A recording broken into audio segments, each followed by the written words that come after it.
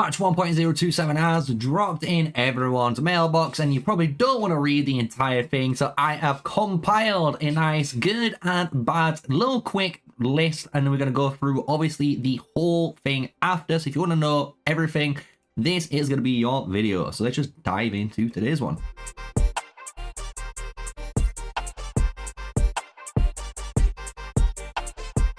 Hello everyone, yeah, smash a like, comment and subscribe for more daily videos. Me, MrSneakyy, the one and only. We're here on Call of Dragons, and call me old school, you can call me a boomer, you know, but we wrote it all down. I've wrote it all down on this list, so I'm going to actually just go through kind of the list points, and then when we go through this list, it will obviously expand on them, right? So some good points, all I'm going to talk about straight away. Flying units are getting buffed, meaning the actual flying marksman units in particular, as well as the cavalry ones, are both getting buff. So we're getting 2 new buffs there, which is really good 2 points. The Cavalry Heroes are coming in. Events and new cosmetic items are also coming in. The new Alliance log is actually kind of cool, kind of a quality of life change. And then the more important one, the potential of actual jumper accounts. I did hint on this in the earlier phases about how you could potentially use your permit to take advantage of obviously migrating to a server you choose, and now there is even more potential of a jumper account, so let's go into that as well. And then the final thing was the elven units. They are potentially getting their T5 look, hopefully. We don't know, but they are getting an improved look on elven units, so we'll see what that is when it comes in. The bad points obviously to me do outweigh the good points. So straight away, the new map and the new season, which we're going to go over though, is to me going to sound a little bit lackluster, because they're basing it off the old map Hollandale, which to me sounds like they're reusing assets and just the way that map or layout is. So I don't know how this is going to be. We can obviously talk about when we get to it. Obviously, in the new season as well, there's only going to be 1 new Behemoth, which is a big L, as well as the new tower system, which we're going to go over, which is from Rise of Kingdoms. We also have resource healing buffs pretty much throughout, which you're going to notice, but nothing on the free healing side. We've got some new policies, but we don't know what those are. Mastery skills, which we're going to talk about really soon, the Exchange House, and War Pets. So those are all bad points in my eyes, and we'll go through each of those now, right?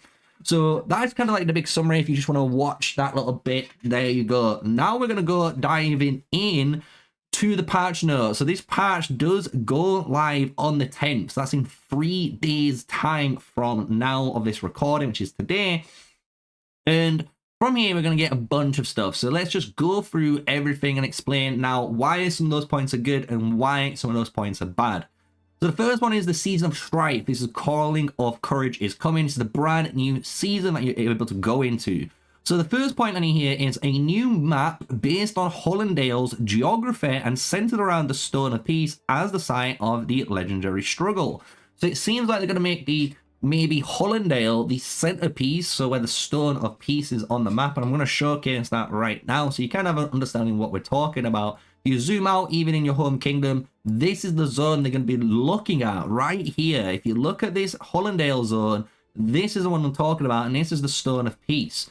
So potentially this is going to be your center thing that you're going to be capturing at the end of this whole area. But on top of this, there's a new mechanic which I think there could be 2 possibilities of how it's going to work, and we'll go to that straight away. But here is the new mechanic that's talking about 1, all new mastery skills. So this season we're not going to get any sort of seasonal talents. However, mastery skills allow your heroes to learn other hero skills to replace their own, combining their abilities to turn the tide of battle. So this could be a couple of things, because there is one game mode, again, a lot of Rise of Kingdoms players will know of this, where you're able to go into bastions, which are like these towers, similar to kind of like how that Stone of Peace kind of looks, and you complete quests and you unlock skills for your marches, and you're able to add that on, right? However, this is worded in a way that we are able to replace skills. So it's going to be interesting how this works. It could work on the same premise where you have to earn favor to unlock the skill for those matches in that season. Maybe it's a way where you complete quests and you spend tokens in a shop. We don't know. We just have to assume. But this could be potentially broken. And I'm not going to lie, this could be really, really fun, but absolutely broken depending on how this works. So this is the actual really exciting part, as well as the kind of sketchy part too of this whole season. Now we're going into the new season building. If you remember, this is one of the bad points that I've talked about. So this is the Alliance Siege Bastion. The Alliance Siege Bastion can attack other Alliance buildings, can be garrisoned by deploying legions, and they can expand your Alliance territory while serving as a strong defensive front line. So basically what this building appears to be is the exact same thing as a Rise of Kingdoms flag, where you're able to go into it and you're able to garrison. And before you ask, yes, you are able to rally these. We have asked VIP support, we have confirmation from them stating that you are able to rally those flags. So it's a very Rise of Kingdoms rally and garrison style of gameplay when it comes to obviously these style of flags. A lot of players didn't really want this in the game, but it's another way, I'm guessing, they can find us, you know, fighting and killing our troops. So again, we'll see how powerful this is. The one thing which is interesting about this point is the fact you can attack other Alliance buildings. So this could be potentially destroying enemy keeps, turrets, you know, those type of buildings or structures are the ones I'm assuming this could destroy if it's in range. So we will find that out later on. And then here we have at the end, like I said, brand new season policies, allowing you to formulate your own unique strategy. We need more information, devs. We need more information than that. You can't just tell us we're getting brand new season policies without giving us any hints or, you know, information of what these potential new season policies are going to do. Because this is just leaving everyone in the air. If a new policy is going to be pay to win like Crystal Tech, they could be. Who knows until we get into the season. So that's kind of like already where we're already in this patch notes and you can feel that the meter is a little bit in the middle. I'm not really too excited about this at all. And you'll see as we're going further down, I'm really not excited of it either. Because now we have the brink of war. So this is another Rise of Kingdoms features that you might have not known. So this is a brand new event that starts at the beginning of seasons where you're going to have Keeping the Peace, which is a PvE event, a Gathering the Forces, which is Legion training, and then Preparation of War, which is going to be gathering resources and donating them into your realm. And the way this is going to work, if you are wondering, is the actual Keeping of the Peace is going to be similar to the Marauder event in Rise of Kingdoms. So generally what this happens in this event is a special unit does spawn, and that does give you really good rewards for doing so. And by killing those, you're going to get points towards your realm, and you have your own personal rank and the realm total rank, right? And by doing these different stages, like the PvE one, or training your troops, or even donating resources in there, you're going to be competing against all the other realms. And what happens is the top realm will get the best buffs, so basically advantage in the next season. So this could be all damage bonuses, it could be anything that they could put on these, you know, rewards. The same goes for second, third, and fourth. Each rank generally gets some sort of buff depending on where they're placed. So we'll see how bad this is going to be. Obviously, the super spending alliances and whales are probably going to take advantage of this with the big Kraken servers. But that is what it is, right? It's kind of the Imperials being the Imperials in this game. So this is what this whole event is, if you are wondering. Obviously, when it comes into the game, I will showcase it off, but I am not too excited for it. It is what it is. People might be happy. Now we have the new Behemoth, the Mice Armor Giant. After spending years living in poison and murky swarms, some giants began to adapt to their surroundings. So this is basically a poisonous or corrosive giant, which is kind of cool because we were hoping to see different varieties of behemoths. But the one problem I have is they only said one new behemoth, and I hope to God that is not true. There should be already 2 new behemoths. If there's not 2 new behemoths in this season, people are going to be in uproar because that is just not on. We have been waiting for season 3 for so long, and if you've not been able to create 2 brand new behemoths like you did with the season 2 with the Frost Giant and the Frost Dragon, what are we doing here? Like, where's all these events and money going to? Because we expect more content to be coming in a new season. So I hope there's more new behemoths and not just one. So again, until we get into the season, I can't fully say this is a good or bad point. Hopefully there's more than one. If there's not more than one, this is really, really bad. I'm not really excited at all for this season, if I'm honest with you. Now we're getting into Tomes of Wisdom. So this is a new event coming out. This is kind of cool. For the only purpose is for this 7-day login event, you're going to get a brand new avatar frame and nameplate. Here you're going to get some login rewards, but apart from that, everything here is different types of events we've already done. So Automaton, we've done already the Automaton raid. We've done obviously the Veil Society quizzes, and the Summer Smash is basically killing Darklings to get different goods to go into the Bookworm. So we've been in these 7-day events, but we are going to get a new one. Cool that we are grabbing some new cosmetics. So that is kind of a W that we are getting at, right? So now this is where things start to get actually exciting. So this is where I'm actually kind of getting hyped about this patch. Everything else so far to do with the new season, I'm not going to lie, I felt has been lackluster. People might get really hyped, but I expected a lot more. I really did expect a lot more for the delays we have been suffering, right? But we've got 2 brand new legendary cavalry on their way, which is good because we've already knew this is the cycle. After this should be the infantry and then mages finally. But the cavalry we have is Urag, which I'm going to believe is going to be a Wilderberg Orc, right? Cavalry, PvP, and skills. It's going to be really interesting to see what this guy does. But more interesting is Tobin. He's a cavalry rally tank hero. The tank side of things make this guy very, very, very interesting to talk about. Because you've got to think, when you look at heroes, their talents generally do represent their skills. So obviously, this guy's got rally. We know one of his 4 skills is going to be a rally-based skill. So when he's rallying against a pass, besieging against, you know, a tower, structure, you name it, whenever he's doing some sort of damage in a rally, he's going to get some sort of buff. So we already know one skill from him, but the fact he's got tank is very interesting. What is this guy going to actually do to counter Magrat Zeta? That's the real powerhouse right now. We need someone to put this match in check. So hopefully the Cavs can save us here. So that's why it's really exciting to see what these guys are going to be. This is kind of why I'm hyped now about the patch. On top of this, you're getting a brand new Cav artifact. No clue what this does, so that's really cool. As well as Mana Stone Hunter, a all-rounder. And this is available in the Universal Artifact Companion, meaning this is getting added into the general artifact pool. And that's kind of cool. So I'm expecting this to be a, obviously, blue or purple-based artifact, or potentially it could be a legendary artifact for gathering purposes, as an all-rounder like they all are, specifically for mana nodes to help people maybe get more mana into their accounts. So we'll see how this works. It's going to be a really cool little part.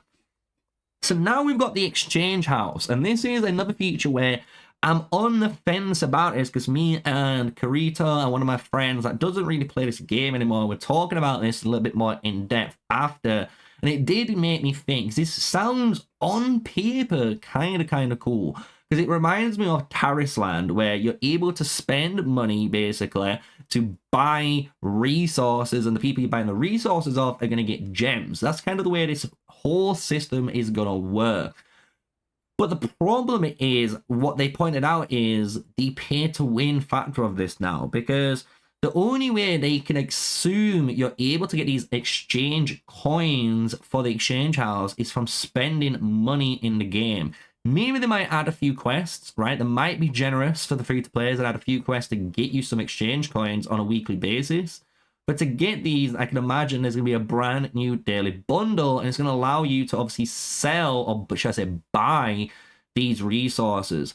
The kind of cool thing which I do like, it says selling resources will earn you the equivalent amount of gems. So what that means is, as a free-to-play player, if I'm reading this correctly, if I'm putting certain resources up into this sale, right, into this exchange house, I'm going to be able to actually earn gems, while the spenders are basically spending their money on those resources because they don't obviously need the gems, but they need the resources. So this does have that potential where you can hear me kind of arguing both sides of the fence here that it could be something really good. Depends how this works. This could be actually really, really good, I actually think, for the game. However, if it's done poorly, this could cripple free-to-play players. I'm going to be brutally honest with you guys. So we will see how this works. Obviously, in the future, you'll see some resource healing changes, and that's why this mechanic is going to get a little bit more favorable, as you'll notice, but it's going to be interesting to see. From here, because of that new change, they are just going to make the Alliance Market change. They're upgrading it to the Bazaar. So now you're going to have the Alliance Market like normal, but you're going to be able to go to the extra area, which is this Exchange House. So it's all going to be in that Alliance stage zone. So just make sure you're in Alliance. That's all you need to know about here. Obviously, when this is online, I will do a video for it showcasing this. Also, which is kind of crazy, weekly transport limits and the loot limit has been merged together now. So basically what they've done is the amount of resources you can take from a city, from plundering, basically from looting, or from someone sending you resources, have been combined together and increased. So now it states if you got a level 25 Bazaar, you're going to be able to get a maximum, if I can do maths, that says 2 billion resources per week.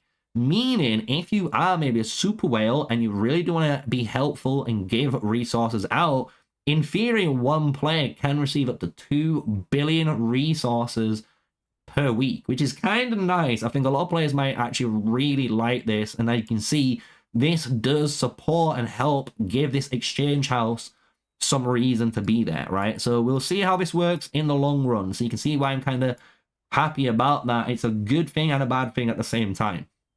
Now, let's go into the war pet stuff. This stuff is where I'm going to brisk through it quite easily. Some people might say I'm going to state it wrong, but this is what I have understood from the war pet changes. So, you're going to be able to capture war pets now and get Fatal Bite, Lights Guardians, Magic Pulse, and so on. However, the way to get the 3-star war pet cards now have now been changed. So they can no longer be captured, you can see, from war pet. So if you ever got a 3-star war pet skill, which was Advanced Counter-Strike, or which was previously known as Wild Counter-Strike, or Advanced Fear Strike, which is previously known as Forceful Fear Strike, or any of these other skills, those skills are now going into the crystal pool. So you're not even going to be able to capture 3-star skills now. So the only way really getting 3-star skills is through draws of that gift feature of obviously the pulls of hearts, right? Or from the crystal store at the end of the season. So just to let you guys know. So that's kind of why I'm not liking this, even though they have added these into the pool. So you're able to capture these as 0-star basically skills on pets. So you can work on them to 1-star, 2-star, 3-star, which is kind of nice. But you just can't capture enough pets. So again, for me, I just don't like this change. It's a big nerf on actual war pets. On top of this, they've adjusted the price of certain skill cards, and then on top of all of that, they've added a new war pet skill card quick upgrade feature. This is actually a really good one. It's allowing you to just upgrade skills on the fly instead of just having to, you know, move it about, which is really nice. Much more storage space as well, granted for skill cards, which is really nice, and the speed up of auto regeneration animation. So that's so far pretty much all of the patch notes covered, and the last bits we've got to go over here is basically the big combat experience changes as well as other improvements. And here is where we're getting the flying changes. So if you're wanting to know about the flying stuff, here we are.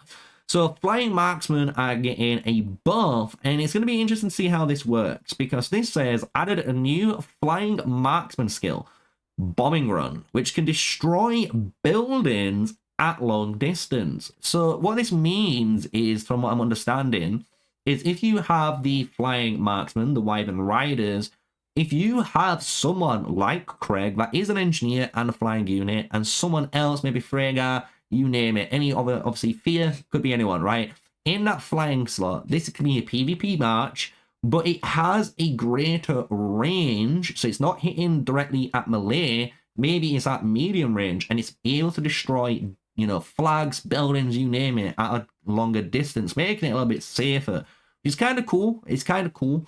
But as well, on top of this, obviously the engineering of their stats has been increased, and they increased the movement speed of flying marksmen and marksmen. So actually, marksman units have got a buff here, guys. So if you're an archer player, your marksman units are going to be moving faster than they used to be. So let's see how much of a buff this is. Hopefully, the faster, obviously, than the mages. We'll soon see.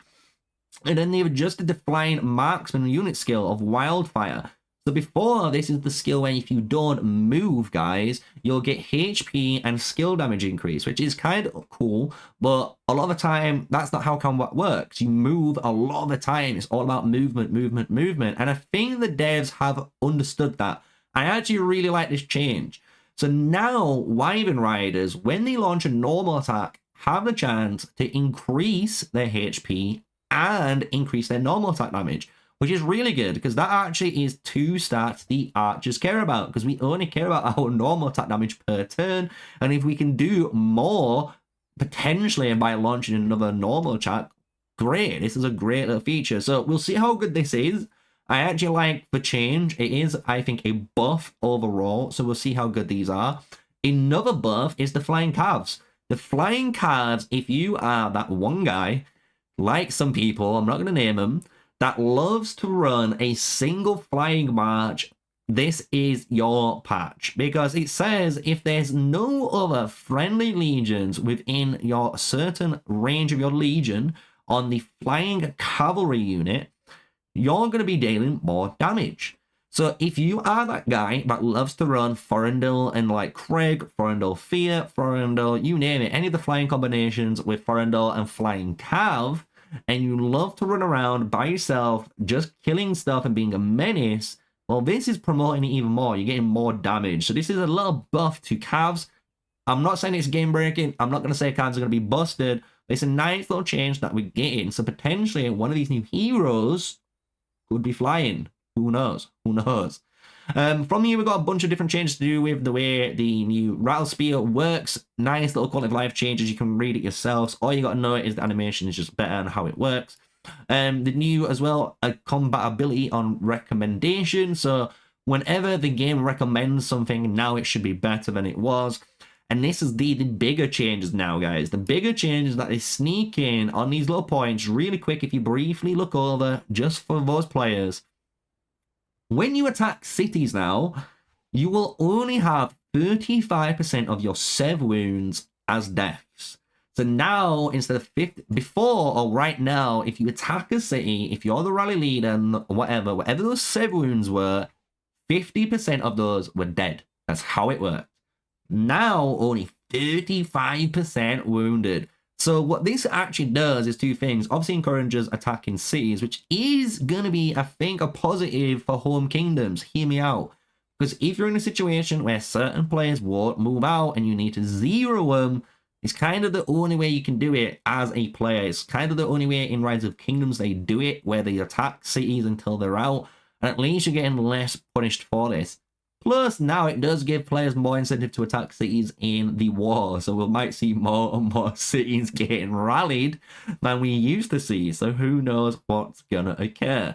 On top of this, reduced cost of healing. The base cost of resource healing has been reduced by 25%. And the thing is, this is obviously going to be a really good buff to healing. But the problem is, and this is where a lot of players I think are having issues with this game and the direction this game's going, they are trying to improve the healing for Call of Dragons, resource healing in particular, to the point where it's just the only thing you have to do compared to free healing. Free healing is not going to be anything. And when it gets to that point, they're just going to remove free healing and make you only resource heal. I can see it happening, guys, and I hope it doesn't. They need to start buffing free healing. That's the whole point this game was made. And a lot of players love the free healing mechanic. It needs to be buffed. It needs to be addressed. This is now getting ridiculous. The fact that now you're getting a base cost of resource healing, guys, reduced by 25%. And you're getting an increase of daily resource healing limit to 6 million. Greatly increase the daily resource healing at the hospital. It's crazy. It's absolutely crazy here. All the healing on resources, but no free healing. What is going on with this game? If it's not going down the direction of Rise of Kingdoms, who knows? Because so far, this is definitely trying to remove the stuff that made it Call of Dragons and just turn it into a Rise of Kingdoms carbon copy. I'm going to be the guy to say it really does. One funny thing I will say, point 8, shout out to the devs. Shout out to the devs. They must have watched my video because they fixed this description of Indus's skill. So right now it has a miss buff on it. It says it's 3 seconds, and if you actually check out my later video, it's actually 2 seconds. It's still 2 seconds. It's just an error on the text. Nice to see they're fixing my girl out anyway. So yeah, you can see where in this patch I'm not really feeling it. Here is the alliance log stuff. This is just stuff that I am, assumed should have been in the game. A lot of stuff is quality of life here. I'm not going to go over it. But the big one is on point 2. Point 2. Remove the cooldown of the territorial location after players complete the Augur Stone. The unscarred in their home realm. Their cooldown on territorial location will be removed in future seasons and there'll be no cooldown. So what I'm reading from this is you're going to be able, as a player, to hopefully teleport around, move alliances without a cooldown anymore because of the new home kingdoms and obviously the warband system. So we'll see how this is going to obviously play out. They were very scared of doing this a long time ago. But we'll see how it plays out. But all of these next changes are obviously for the warband. You can see now warband members can join each other's rallies and garrison, as well as they have increased the limit of markers. Now, the big part of this patch, which everyone's probably been waiting on, I know, jumper accounts. Jumper accounts could be a thing of Call of Dragons, which could be the way to get free-to-play players in this game. And the reason is, if you know what a jumper account is and how powerful it is on Call of Dragons back in the day, you know what this could do. So what this feature is when you play it in Season 1, you can use a beginner's migration to relocate to your city to any server in the construction phase that has space for beginners migration users. This item is automatically issued to all newly created characters, and it will be scrapped when your city reaches level 12 or when your character reaches 7 days old. So what you're able to do with this teleport, if you imagine, is play your account in a brand new kingdom, see how it plays out for 7 days, and if it's not good and it's not active and you're not feeling it, you can use your beginner teleport and go to a brand new kingdom that's only just opened, maybe that day, and that allowed you to obviously be stronger than any of the other free-to-play players that might be just starting out on that day. And this is going to obviously allow you and other players in the future that are making projects for Call of Dragons to do this. If you're trying to make a jumper project, you potentially could with this. And on top of this, we did discuss the way you could get the 5 free permits and use the permits to migrate to a proper server. So just think, you can now potentially, in a brand new kingdom, prepare up for 6 days, migrate back 7 days, so you're in a brand new server, power up a little bit more, then you could migrate into a proper server you want to with the 5 passports, and then spend all of your speed ups and power up above that threshold and go to maybe T5 or above, whatever you want to do. Because the thing is, by doing that, you're saving yourself money with the permits and the new migration system, which a lot of people are not understanding what the benefit of is doing this system. So I really do see something in the future coming, and maybe BN might make a video on it, and maybe I might be able to help, who knows. But this is going to be something interesting with this brand new jumper mechanic potentially coming to Call of Dragons. So I am actually really happy to see that. Apart from that, everything else is kind of meh. This is just increasing the Dragon Trials stuff. We don't care about that. Auto Explore and Auto Gather features, again, don't really care about that. To be honest, the increased quantity, though, this is kind of cool. Increased quantity limits of promoting legions. So now, instead of promoting only 1,600 units like you would do, it states it's 10 times the amount.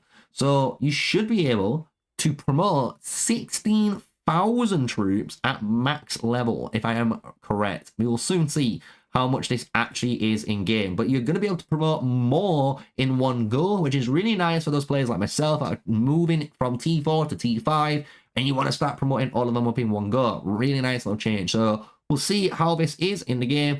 Apart from that, everything else is just kind of quality of life stuff. I'm going to leave it on screen for you there to read of there. And remember, if you click on this, you're going to get some gems of your feedback. So always just kind of do this feedback. If you don't believe in it, click on it, click whatever, go all the way through, get your free reward for doing so.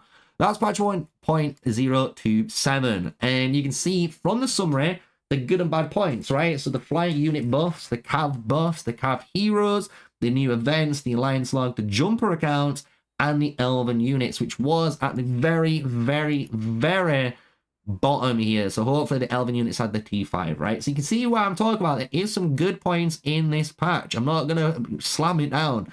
And then the bad points is all the other stuff. The new map, the One Behemoth, the rock towers, the resource healing, super push into everyone to make them just force into resource healing, new policies, potentially the brokenness of mastery skills, and then the Exchange House and the War Pet. So now if you watched this entire video and you understood what I mean by the good and the bad, hope you've enjoyed it. Smash like, comment, and subscribe. It's been me, MrSneakyy, giving you my opinions on the patch notes, as well as giving you the good as well. And if you've done all of that, you've done your justice. Stay safe, stay sneaky. Catch you in the next video, guys.